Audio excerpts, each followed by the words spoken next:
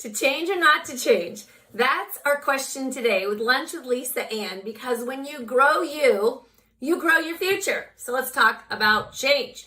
If you're first time to Lunch with Lisa Ann, please let me know below. And I want to know, what things have you done to help you make changes in life? So I'm going to talk about sugar. Oh my gosh.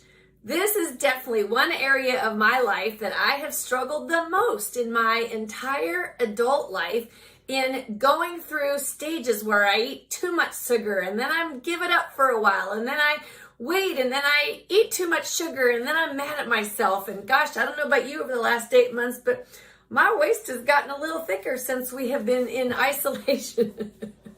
So let's talk a little bit about change. So I want you to think about something in your life that you've struggled with changing. So do you have that in your mind? In fact, why don't you share what that is as we talk about change? So here's some ways that I want you to think about, that if you realize you're struggling with change, if you justify, well, everybody else is having dessert, it's okay for me to have dessert too. Or how about, you know what, I really don't want to change because it's going to be stressful. You ever heard yourself say that? Or how about, I don't even want to try giving up whatever or changing whatever because I'm just not going to stick with it anyway. Or how about, I'm going to put off giving up sugar until after the holidays, or I'm going to start exercising when the weather gets warm again, or I'll job search after my children go to school, right? So delaying the change all the time.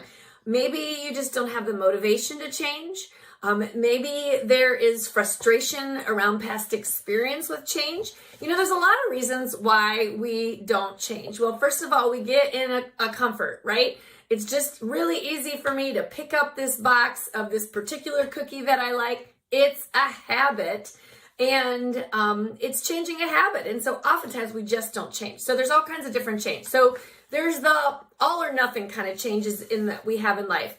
You have a baby, right? It's not like you can change that decision back. Or there's a death in the family. These are permanent changes. We don't have a choice. They're forced on us. There's habit changes, like going to the gym or walking every day or going to bed earlier. There's new habits that sometimes we want to develop.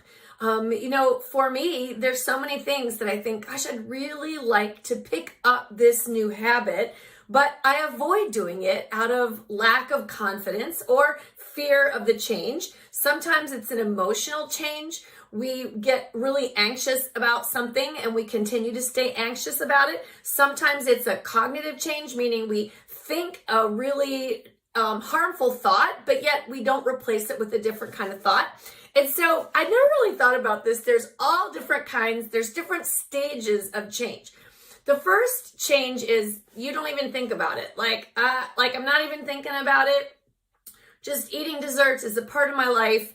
I'm using obviously a small example, but there's more difficult, life-threatening, like you're overweight and you need to lose weight because you have diabetes, or, you know, there's big decisions. I'm just talking about eating sugar. So there's the place where you're not even thinking about it. It's not even on your mind. I'm not changing, hasn't even occurred to you. Then you go to this stage where you start to kind of think about it. You're contemplating about it. Should I do it? Should I not do it? Then there's this preparation stage. So what would preparation stage with sugar look like? Well, it would be getting rid of all the sugar that's in my house. It would be not purchasing new sugar. It would be committing to, for a period of time, not having any kind of sugar or substituting it with fruit, right? It's making a plan. Then it's taking the action. The action is when you literally throw it away, or you decide to walk away in the grocery store, or you pick up that apple instead of that yummy gluten-free cookie that you have in your cupboard. You probably don't think that sounds yummy, but it is for me. And then there's the maintenance step. And maintenance is often something that we often forget about, right? We make a change, but then we forget to put it into our routine. So why do people not change? Well, fear is probably at the top of the list. What if I change and I can't maintain it? What if I change and it doesn't work out for me? There's fear. Avoiding discomfort. That's another kind of change. Like, we don't want to go through the discomfort of having a craving, for instance, and not being able to satisfy that craving. We don't change for grief. So let me give you an example. If part of your life is, I'm just keep using this example, is going out every Friday night for ice cream with your family, is it giving up the ice cream or is it giving up the experience with your family? Sometimes we grieve things we don't even think about. And so when we shy away from change, there's a lot of really negative things that happen. Well, first of all, we get in a rut with life. When we don't go to that new job or move into that new house or choose to eat a healthier lifestyle or maybe choose to work a different way, we get in a rut. And consequently, and you know how I feel about this, if you want to grow your future, you've got to grow yourself right now. Sometimes we just don't like to do new things, and so we just avoid them.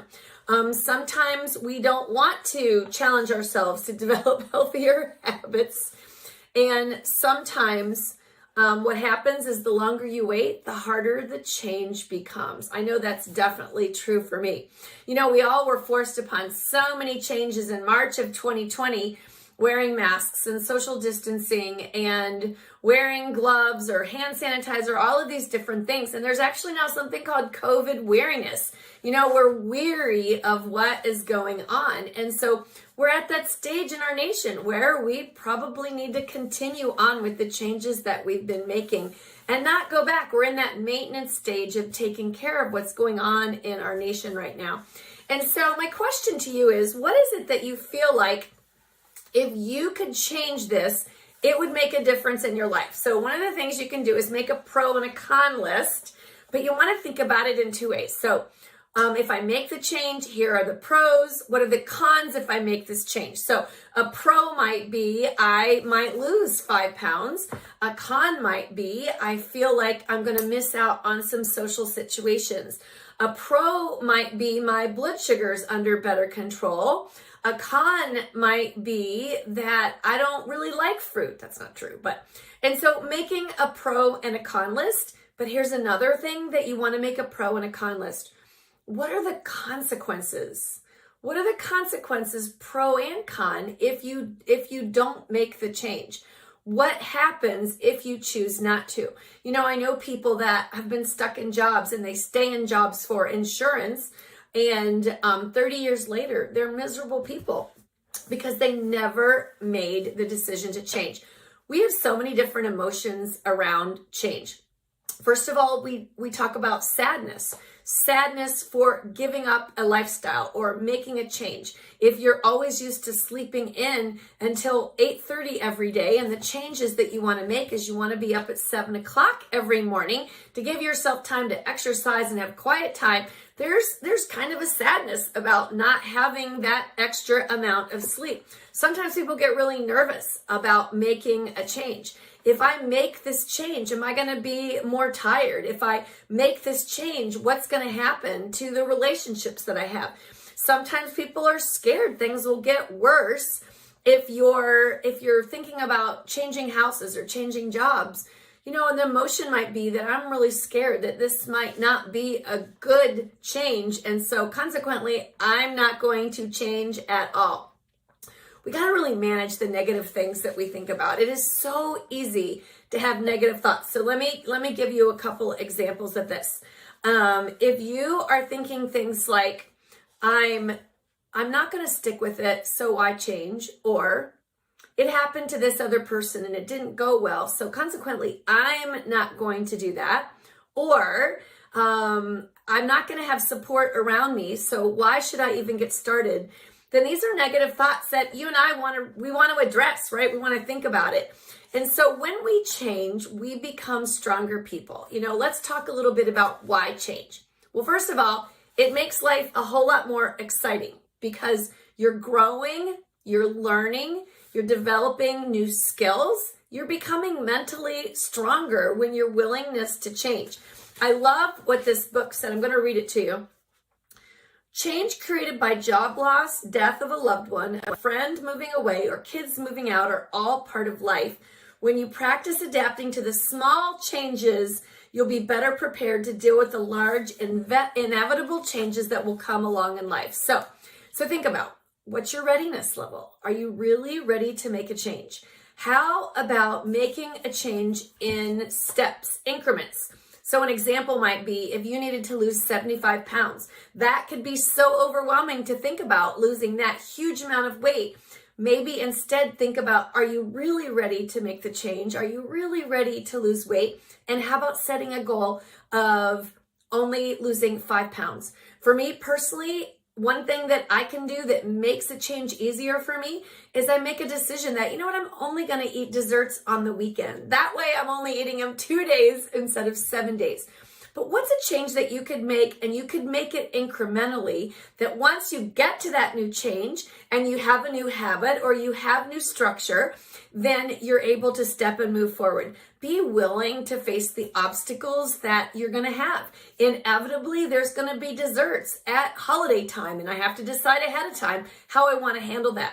What if somebody in your family says, why in the world would you change this secure job that you've had for 30 years? You have great insurance, you make great money. Why in the world would you change that? Well, if that's the change you want to make, you want to think ahead of time how you're going to handle that response when somebody says that to you.